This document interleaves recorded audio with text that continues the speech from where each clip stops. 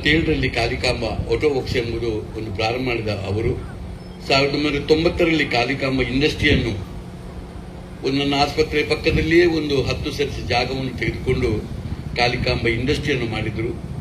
1991ರಲ್ಲಿ SKF ಇಂಡಸ್ಟ್ರಿಯನ್ನು ಬನ್ನಡಕದಲ್ಲಿ ಅವರು ಮಾಡಿದ್ದು ಮಾತ್ರ ಅಲ್ಲ, ಅದು ಕೇವಲ ದಕ್ಷಿಣ ಕನ್ನಡಿಗೆ ಸೀಮಿತವಾಗದೆ ರಾಜ್ಯಕ್ಕೆ ವಿಸ್ತರಿಸಿ, ದೇಶಕ್ಕೂ ವಿಸ್ತರಿಸಿ, ಹೊರದೇಶಕ್ಕೂ ವಿಸ್ತರಿಸಿ ಇವತ್ತು 21 ಪರದೇಶಗಳಲ್ಲಿ ತನ್ನ ವಹಿವಾಟನ್ನು ಮಾಡಿಕೊಂಡು ಬರೀ ಕೈಯಲ್ಲಿ ಬಂದಂತಹ ವ್ಯಕ್ತಿ ಇವತ್ತು ಒಂದು ವಾರ್ಷಿಕವಾಗಿ ಹತ್ತಿರ 400 ಕೋಟಿಯ ವಹಿವಾಟನ್ನು ಮಾಡೋದು ನನಗಂತೂ ಬಹಳ ಸಂತೋಷವನ್ನು ಕೊಟ್ಟಿದೆ. ಇವತ್ತು ಅವರು ಇಡೀ ಒಂದು ಫ್ಯಾಕ್ಟರಿಗಳಲ್ಲೂ ಕೂಡ ಬಹಳ ಪ್ರಮುಖವಂತಹ 3 ರೈಸ್ ಮಿಲ್ ಪ್ಲಾಂಟು, ಆಮೇಲೆ ಸೀವೇಜ್ ಟ್ರೀಟ್ಮೆಂಟ್ ಪ್ಲಾಂಟು ಮತ್ತು ಮಿನರಲ್ ವಾಟರ್ ಪ್ಯೂರಿಫೈ ವಾಟರ್ ಅನ್ನು ಕೊಡುವಂತಹ ಪ್ಲಾಂಟ್ ಅನ್ನು ಮಾಡಿದ್ದು ಮಾತ್ರ ಅಲ್ಲದೆ ಇವತ್ತು ಬಹಳಷ್ಟು ನಮ್ಮ ರಾಜ್ಯದಲ್ಲಿ ಗುರುತಿಸಲು ಕೊಟ್ಟಿದ್ದಾರೆ. ಅವರ ಅವರು ಎಷ್ಟು ಏರುಪೇರನ್ನು ಕಂಡೆವು, ಎಷ್ಟು ಸುಖ ದುಃಖವನ್ನು ಕಂಡೆವು. ಆದರೆ ನಮ್ಮ ಹೋರಾಟ ಮನೋಭಾವ ಮಾತ್ರ ನಾವು ಮಾಡಿಕೊಂಡು ಬಂದಿದ್ದರಿಂದ ಈ ಸ್ಥಿತಿಗತಿಗೆ ಬಂತು. ನನಗೆ ಅವರಲ್ಲಿ ಬಹಳ ಸಂತೋಷ ಅಂತ ಕೇಳಿದ್ರೆ, ನನ್ನ ಹಾಗೆ ನಾವು ಹೇಗೆ ಎಲ್ಲಿಂದ ಪ್ರಾರಂಭ ಮಾಡಿದೆವು, ಎಲ್ಲಿಗೆ ಹೋಗಿ ಮುಟ್ಟಿದ್ದೇವೆ, ಪ್ರತಿಯೊಂದು ಏಣಿಯ ಮೆಟ್ಟಲು ಕೂಡ ನಮಗೆ ಸ್ಪಷ್ಟವಾಗಿ ಗೊತ್ತಿದೆ. ನಮಗೆ ಯಾರೆಲ್ಲ ಸಹಕಾರ ಮಾಡಿದ್ದಾರೆ, ಯಾರೆಲ್ಲ ನಮ್ಮೊಟ್ಟಿಗೆ ಇದ್ದಾರೆ, ಏನು ನಮ್ಮ ಬದುಕಿನಲ್ಲಿ ತಿರುವು ಕೊಟ್ಟಿದ್ದಾರೆ ಎಂಬುದರ ಬಗ್ಗೆ ನಮಗೆ ಸ್ಪಷ್ಟ ನೆನಪಿದೆ ಮತ್ತು ಅದನ್ನು ಮರೆತುಕೊಳ್ಳುವಂತಹ ಪ್ರಶ್ನೆ ಇಲ್ಲ. ಇದು ರಾಮಕೃಷ್ಣ ಆಚಾರ್ಯವರಲ್ಲಿದ್ದಂಥ ವಿಶೇಷವಾದಂತಹ ಒಂದು ಮನೋಧರ್ಮ. ಈಗ ಕೆಲವೇ ವ್ಯಕ್ತಿಗಳಿಗೆ ಇಂಥ ಒಂದು ಸಮಾಜದ ಪರಿಕಲ್ಪನೆ ಇರುವುದು. ತಾನು ಏನೇ ಮಾಡುವಾಗ ನನ್ನ ವೃತ್ತಿಯ ಜೊತೆಯಲ್ಲಿ ನನಗೆ ಸಮಾಜದ ಪರಿಕಲ್ಪನೆ ಬೇಕು, ನನಗೆ ಬಂದ ಆದಾಯದಲ್ಲಿ ಬಹುಪಾಲನ್ನು ನಾನು ಸಮಾಜಕ್ಕೆ ಕೊಡಬೇಕೆಂಬ ಬಹಳ ದೊಡ್ಡ ಗುಣ ಅವರಲ್ಲಿ ಇದೆ ಅಂತ ರಾಮಕೃಷ್ಣ ಆಚಾರ್ಯವರು ತನ್ನ ಹುಟ್ಟೂರು, ಯಾಕೆಂದ್ರೆ ನಮಗೆಲ್ಲರಿಗೂ ಕೂಡ ನಮಗೊಂದು ನಮ್ಮ ಹುಟ್ಟೂರಿನ ನೆನಪಿದೆ. ಎಲ್ಲರಿಗೂ ಆಗಬೇಕು ಅಂತಿಲ್ಲ, ಇಂಥ ಕೆಲವರಿಗೆ, ಈಗ ನನಗೂ ಇದೆ, ಅವರಿಗೂ ಇದೆ. ನಮ್ಮ ಹುಟ್ಟೂರು ಅಂತ ಹೇಳಿದ್ರೆ ನಮಗೊಂದು ಋಣ ಇದೆ. ಈ ಋಣಕ್ಕೆ ಬೇಕಾಗಿ ಅವರು ಇವತ್ತು ಇಂಥ ಜಾಗವನ್ನು, ಗುಡ್ಡೆ ಅಂಗಡಿ ಜಾಗವನ್ನು ಹುಡುಕಿ ಇಲ್ಲಿ ಅವರು ಕಲಿತಂತಹ ಶಾಲೆಯನ್ನು ಗುರುತಿಸಿಕೊಂಡು ಅದಕ್ಕೂ ಆಗಾಗ ಯಾವ ಅಗತ್ಯ ಇದೆ ಎಂಬುದನ್ನು ಗಮನಿಸುತ್ತಾ ಈ ಊರಿನಲ್ಲಿ ಇವತ್ತು SKF ಎಂಬ ಒಂದು ಇಂಡಸ್ಟ್ರಿ, ಇದು ಬಹಳ ಮುಖ್ಯವಾಗಿ ಸ್ಕಿಲ್ ಓರಿಯೆಂಟೆಡ್. ಇವತ್ತು ಬಹಳಷ್ಟು ಈಗಿನ ಕಾಲಕ್ಕೆ ಬೇಕಾಗುವ ಬಹಳ ಉನ್ನತ ಶಿಕ್ಷಣ ಕೊಡುವಂತ ಕೇಂದ್ರಗಳು ಇವತ್ತು ಬರ್ತದೆ. ಬೇಕಾದಷ್ಟು ಅವರ IQ ಪವರನ್ನು ಇಟ್ಟುಕೊಂಡು ಇವತ್ತು ಬಹಳ ದೊಡ್ಡ ಕಲಿಕೆಯ ಕ್ರಮಗಳು ಬರ್ತದೆ. ಆದರೆ ಇವತ್ತಿಗೂ ನಮಗೆ ಬಹಳಷ್ಟು ಅಗತ್ಯ ಇರುವುದು, ಬಹಳ ಸ್ಕಿಲ್ ಓರಿಯೆಂಟೆಡ್ ವ್ಯಕ್ತಿಗಳ ಬಹಳ ಅಗತ್ಯ ಇದೆ. ಇವರಿಗೆ ಇವತ್ತು ಜಾಗತಿಕ ಮಟ್ಟದ ಜನಗಳು ಇವತ್ತು ಜಾಗತಿಕವಾಗಿ ಬೇಡಿಕೆಯೂ ಇದೆ.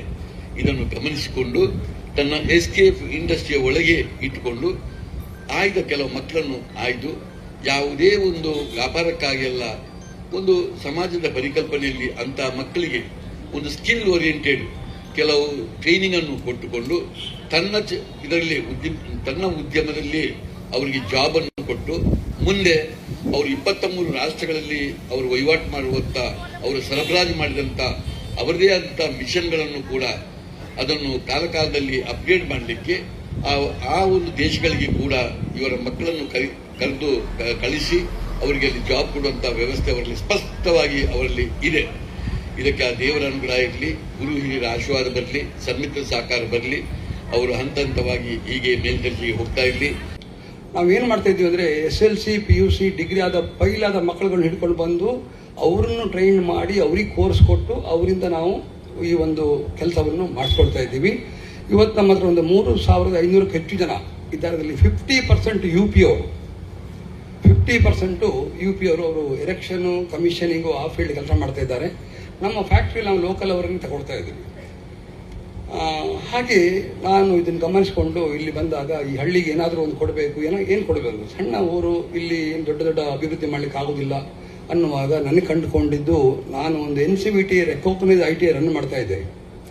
ಹಾಗೆ ಇಲ್ಲಿ ಅದನ್ನು ಇದು ಮಾಡಬೇಕಂತ ಅದೇ ಮಾಡಿಕೊಳ್ಳುವಾಗ ಏನು ವೈಶಿಷ್ಟ್ಯ ಅಂದರೆ ಇಲ್ಲಿ SSLC ಪಾಸ್ ಆದವ್ರು ಮಾತ್ರ ತಗೊಳ್ತಿದ್ರು, ಫೈಲ್ ಆದವ್ರಿಗೆ ಚಾನ್ಸಸ್ ಇಲ್ಲ. ಹಾಗೆ SSLC ಪಾಸ್ ಅಥವಾ ಫೈಲು, PUC ಡಿಗ್ರಿ ಎಲ್ಲರೂ ಕೂಡ ಇದು ಮಾಡಲಿಕ್ಕೆ ಅವಕಾಶ ಇದೆ. ಸೆಕೆಂಡ್, ಅವರಿಗೆ 3 ವರ್ಷ ಬೇಕಿದೆ. ಯಾಕೆಂದರೆ ಒಂದು ಕೋರ್ಸ್ ಮಾಡಬೇಕಾದ್ರೆ 3 ವರ್ಷ ಅಂದರೆ 2 ವರ್ಷ ಕೋರ್ಸ್ ಮಾಡಿ 1 ವರ್ಷ ಇಂಟರ್ನ್ಶಿಪ್ ಮಾಡಬೇಕು.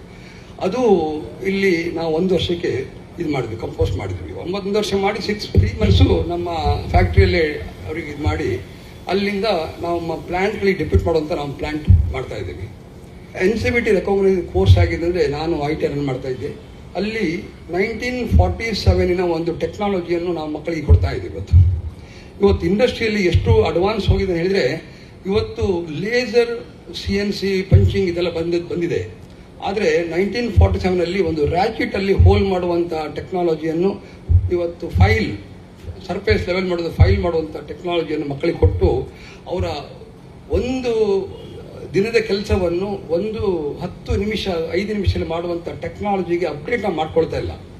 ಈ ಹುಡುಗರು ಇಂಡಸ್ಟ್ರಿ ಬಂದರೆ ರೀಚ್ ಆಗೋದಿಲ್ಲ. ಹಾಗಾಗಿ ಇದೆಲ್ಲವನ್ನು ಕಂಪೋಸ್ ಮಾಡಿ ಇಲ್ಲಿ ಇದು ಮಾಡಿದ್ದೀವಿ. ಈ ವೆಲ್ಡರು ಫಿಟ್ಟರ್ ಅನ್ನೋದು ಕಾಮನ್ ಇಂಡಸ್ಟ್ರಿಗೆ. ವೆಲ್ಡರ್ ಬೇರೆ, ಫಿಟ್ಟರ್ ಇಲ್ಲ. ವೆಲ್ಡರೇ ಫಿಟ್ ಮಾಡಬೇಕು, ಫಿಟ್ಟರ್ ವೆಲ್ಡ್ ಮಾಡೋ ಆ ಥರ. ಹಾಗೆ ಇಲ್ಲಿ ನಾವು ಕ್ಲಬ್ ಮಾಡಿದ್ದೀವಿ. ಆ ಎಲೆಕ್ಟ್ರಿಕಲ್ ಅನ್ನೋದು ಓಲ್ಡ್ ವರ್ಷನ್, ಅದರಲ್ಲಿ ಎಲೆಕ್ಟ್ರಾನಿಕ್ ಅಡ್ವಾನ್ಸ್ ಬಂದಿದೆ. ಅದನ್ನು ಎಲೆಕ್ಟ್ರಾನಿಕ್ ಮತ್ತು ಎಲೆಕ್ಟ್ರಿಕಲ್ ಕಂಬೈನ್ ಮಾಡಿದ್ದೀವಿ. MRAC ಮತ್ತು ಪ್ಲಂಬಿಂಗ್ ಅನ್ನು ಕಂಬೈನ್ ಮಾಡಿದ್ದೀವಿ. ಸೆಕೆಂಡ್ ನಾವು ಮಾಡುತ್ತಿರೋದು ಫ್ಯಾಷನ್ ಡಿಸೈನ್. ಇದೆಲ್ಲ ಕೋರ್ಸು ಇಲ್ಲಿ ತಂದಿದ್ದೀವಿ.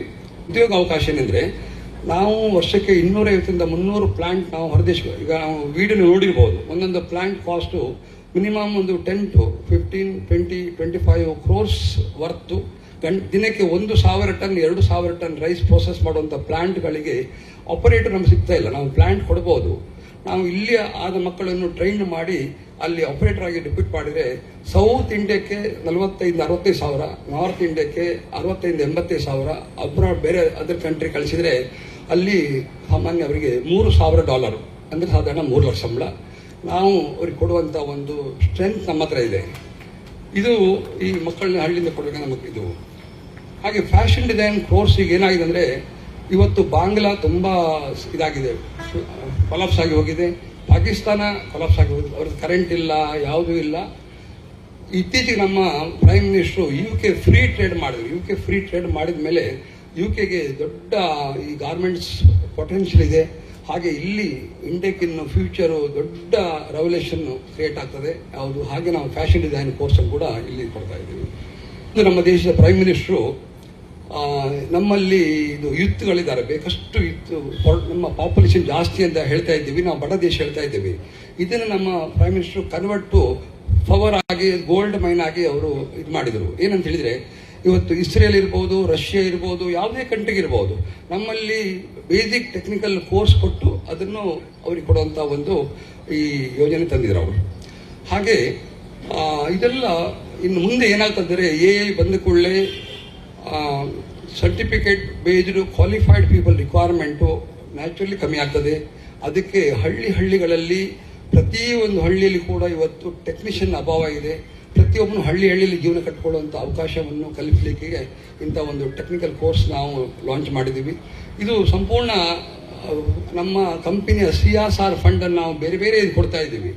ಅದನ್ನು ಯುಟಿಲೈಸ್ ಮಾಡಲಿಕ್ಕೆ ಇದ್ರ ಥ್ರೂ ನಾವು ಮಾಡಲಿಕ್ಕೆ ನಮ್ಮ ಫಂಡನ್ನು ಇಲ್ಲಿ ಹಾಕಿದರೆ ವರ್ಷಕ್ಕೆ ಒಂದು 120 ಮಕ್ಕಳನ್ನು, ಒಂದು 40 ಹುಡುಗಿಯರನ್ನು ಮತ್ತು ಒಂದು 80 ಹುಡುಗರನ್ನು ಒಂದು ಟ್ರೈನಿಂಗ್ ಕೊಟ್ಟು ಹೊರ ಕಳಿಸುವಂಥ ಚಿಂತನೆ ಮಾಡಿದ್ದೀವಿ.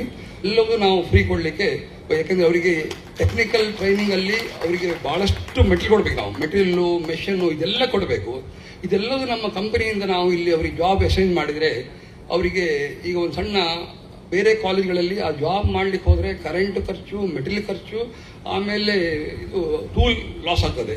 ನಮಗೆ ಇದು ಯಾವುದು ಲಾಸ್ ಆಗದಾಗೆ ನಾವು ಇಲ್ಲಿ ಒಂದು ಪ್ರಾಡಕ್ಟ್ ನಮ್ಮ ಸಂಸ್ಥೆಯಿಂದ ಕೊಟ್ಟರೆ ಅವರಿಗೆ ಇದರ ಉದ್ದೇಶ ಅಂದರೆ ನಮ್ಮ ಪ್ರೊಡಕ್ಷನ್ ಇನ್ಕ್ರೀಸ್ ಮಾಡೋದು, ನಾವು ಲಾಭ ಮಾಡೋದಲ್ಲ, ಅವರಿಗೆ ಪ್ರಾಕ್ಟಿಕಲ್ ಸ್ಕಿಲ್ ಬಿಲ್ಡ್ ಮಾಡುವಂಥ ಒಂದು ಅವಕಾಶಗಳನ್ನೆಲ್ಲ ಕ್ರೋಢೀಕರಿಸಿ ಅವನ ಬಡ್ಡಿ ದೆಬ್ಬಿಸಿದರೆ ಎಲ್ಲರೂ ಬದಲಾಗ್ತಾರೆ. ಹಾಗೆ ನಾನು ಸಣ್ಣ ಪ್ರಯೋಗ ಮಾಡಿದ್ದೀನಿ. ನನಗೆ ನಿಮ್ಮೆಲ್ಲರ ಸಹಕಾರ ಬೇಕು. ಮತ್ತು ನನ್ನ ಇವತ್ತಿಲ್ಲಿ ಬಂದ ಎಲ್ಲ ಗೆಸ್ಟ್ ನಮ್ಮ ಒಂದು ಫ್ಯಾಮಿಲಿ ಮೆಂಬರ್ ಹಾಗೆ ನಾವು ಅವ್ರು ಕರೆದಿದ್ದೀವಿ. ಅವರೆಲ್ಲ ನನ್ನ ಆತ್ಮೀಯತೆಗೆ ಇಲ್ಲಿ ಬಂದಿದ್ದಾರೆ. ಅವರೆಲ್ಲರಿಗೂ ಒಂದಿಸ್ತಾ ನನಗೆ ಮಾತಾಡ್ತೀನಿ.